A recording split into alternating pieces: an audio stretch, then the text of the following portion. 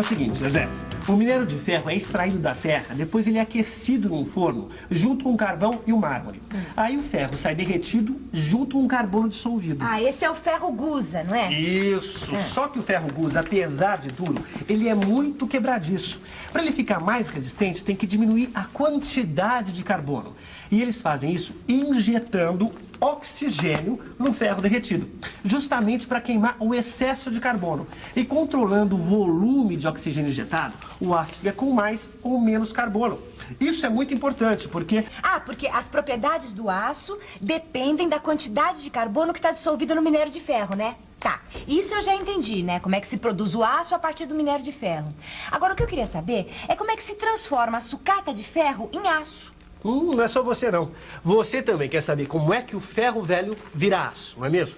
Pois eu aprendi tudo isso naquela visita que eu fiz na siderúrgica junto com o Rodrigo. Então agora eu vou explicar pra Zezé e pra você como se obtém aço a partir da sucata.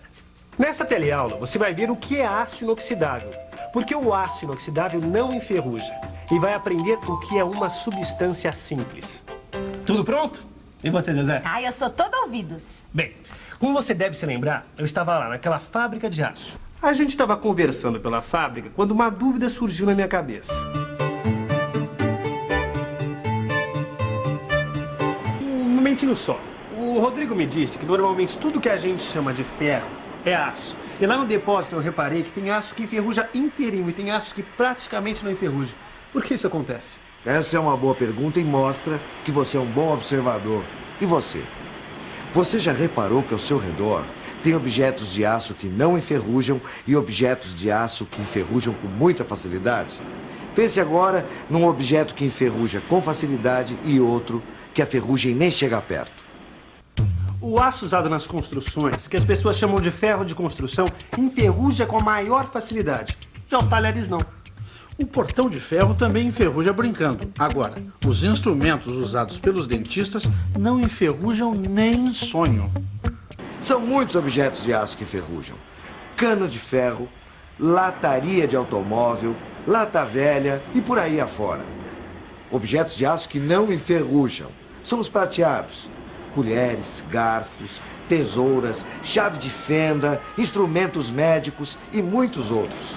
Isso, na verdade, prova que existem muitos tipos de aço e cada um com uma propriedade típica. Mas como é que se consegue fazer aços tão diferentes? Isso a gente consegue com as misturas dos metais. Às vezes, as quantidades misturadas são tão pequenas que não dá para acreditar que vai causar algum efeito. E o efeito é extraordinário. Opa, essa eu não entendi. Não é a quantidade de carbono que influi nas propriedades dos vários tipos de aço? Foi isso que eu perguntei. E o engenheiro me explicou que não é só o carbono, não. Os metais que estão misturados também influenciam bastante nas propriedades dos aços. O crômio, por exemplo, ele é muito utilizado na fabricação do aço, principalmente do aço inoxidável. Inoxidável? Inoxidável. Não oxidável, que não enferruja. Quer dizer, então, que o aço inoxidável é o aço que não enferruja? Exatamente. Agora, me diz uma coisa, Zé. Você acha que o ímã puxa o aço inoxidável? Ué, se o aço é feito de ferro, deve puxar, né? Eu também achava, mas não é bem assim. Nada melhor que uma experiência para comprovar. A gente tem aqui um ímã. Um objeto de ferro fundido. E dois objetos de aço inoxidável. Mas são dois tipos diferentes de aço inoxidável. Agora veja. O ímã atrai o objeto de ferro fundido. Já com os objetos de aço inoxidável, veja o que acontece. Esse também é atraído. Olha. Agora, esse outro não é atraído. Nesse caso, o ímã não puxa porque este objeto tem muito crômio, que é um metal que não é atraído pelo ímã.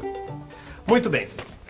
Eu já contei que os metais que estão misturados no ferro também influem nas propriedades do aço, que o aço inoxidável não enferruja e que quando o aço tem muito crômio, ele não é atraído pelo ímã, embora exista aço inoxidável que é atraído pelo ímã. Ai, conta mais que eu tô curiosa.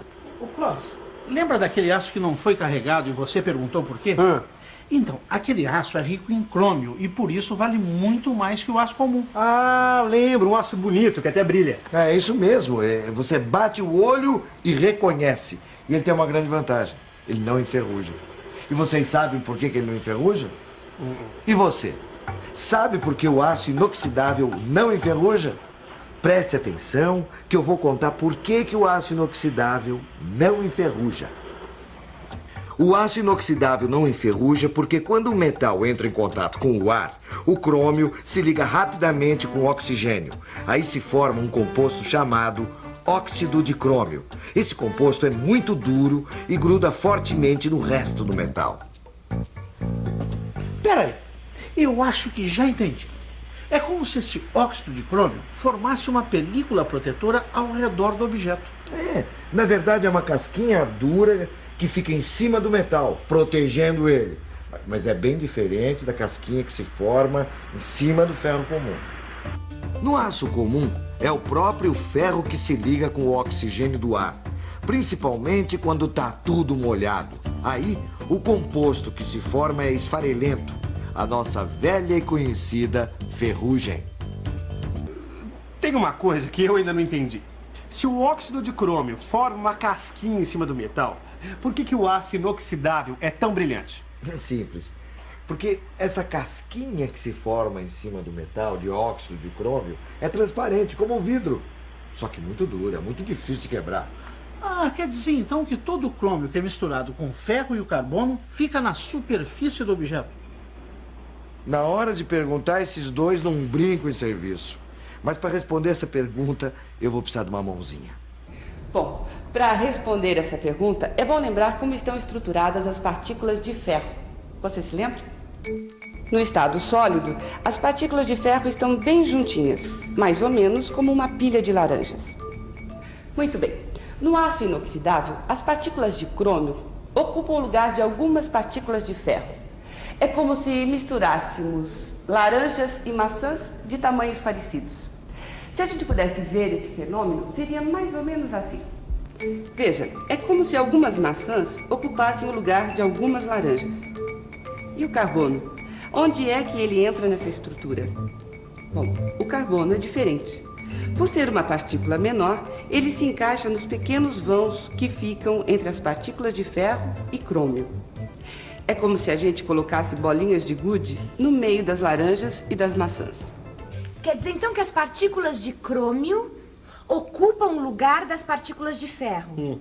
E as partículas de carbono, que são menorzinhas, ficam nos buracos que se formam entre as partículas de ferro e as partículas de crômio. É isso? Perfeito! Ah, e tem uma outra coisa muito importante sobre essas partículas. As partículas de ferro, elas têm o mesmo tamanho e a mesma massa. Seguindo o nosso exemplo, é como se tivéssemos todas as laranjas com a mesmíssima massa e tamanho. A mesma coisa acontece com as partículas de crômio, ou seja, todas as maçãs do nosso exemplo teriam que ter o mesmo tamanho e a mesma massa. E é claro que as bolinhas de gude, quer dizer, as partículas de carbono, também têm todas tamanho e massa iguais. Mas uma partícula de crômio tem o mesmo tamanho e massa que uma partícula de ferro? Não, cada um tem suas partículas próprias. E nesse caso, o tamanho não é documento. Às vezes a partícula é menor e tem massa maior, ou vice-versa. A partícula é maior e tem massa menor.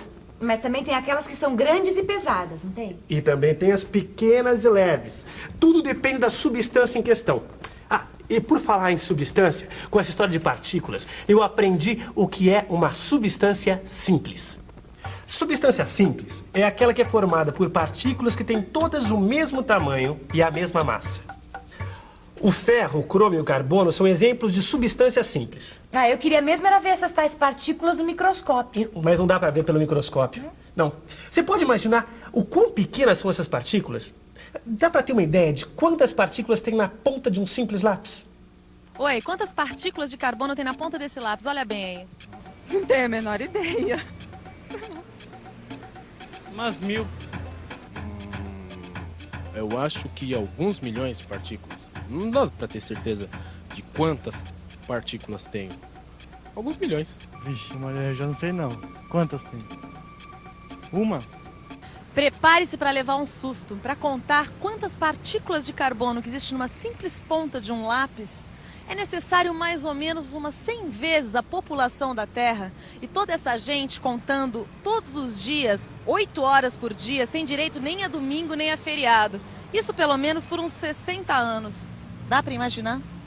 Tá, você falou, contou um montão de coisa aí, mas você ainda não me contou como é que se obtém o aço a partir da sucata. Mas é justamente isso que eu vou contar agora. O engenheiro me explicou tudinho. Geralmente, todo o aço que é vendido para o depósito do sucata está enferrujado. Quer dizer, não é aço inoxidável. E a quantidade de crômio é baixa. Toda essa sucata é colocada no forno e derretida. E a ferrugem? A ferrugem derrete junto com o ferro.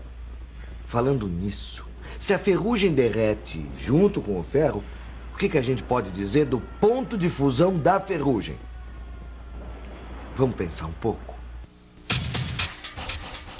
Vamos pensar um pouco. Se a ferrugem derrete junto com o ferro, quer dizer então que seu ponto de fusão é mais ou menos parecido com o do ferro. É isso. O ponto de fusão do óxido de ferro, ou ferrugem, é parecido com o ponto de fusão do ferro. Algumas substâncias não derretem junto com o ferro e são retiradas. Já o crômio, o carbono e outros metais que estão misturados ao aço ficam dissolvidos no ferro líquido. Ah, já sei. Aí é só esperar esfriar e o aço está pronto. De jeito nenhum. Essa resposta eu sei. Para fabricar o aço com as propriedades desejadas, a gente precisa saber quais os metais que estão dissolvidos nele. Por isso é que precisa fazer uma análise do ferro fundido. Quando a gente quer saber o que tem dentro de uma substância e quanto tem, é preciso fazer uma análise. No caso do ferro fundido, é a análise que vai dizer quanto tem de ferro, de carbono, de crômio e de outros metais. Sabendo isso, é só colocar substâncias de acordo com o tipo de aço desejado. Pois então, depois de fazer esse acerto, de colocar as substâncias, aí sim, o ferro é resfriado e vira aço. Então essa sucata vira aço novinho. Novinho? É novinho mesmo. O aço produzido a partir da sucata é igualzinho ao aço produzido a partir do minério de ferro. Promessa feita, promessa cumprida.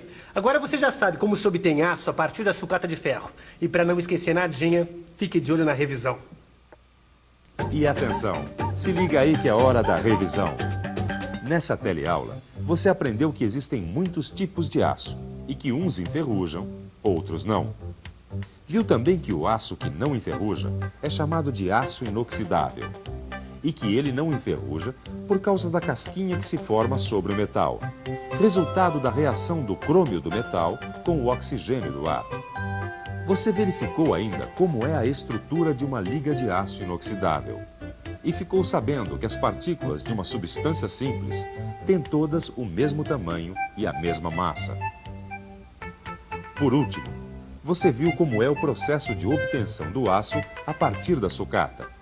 Viu a importância da análise e aprendeu que o aço produzido a partir da sucata é igualzinho ao aço produzido a partir do minério de ferro. Bem, agora é hora de você reciclar os seus conhecimentos. É isso aí. Transforme a sua vontade de aprender em conhecimento novinho. É só você pegar o seu livro de química e dar uma boa estudada. Bons estudos e até a próxima.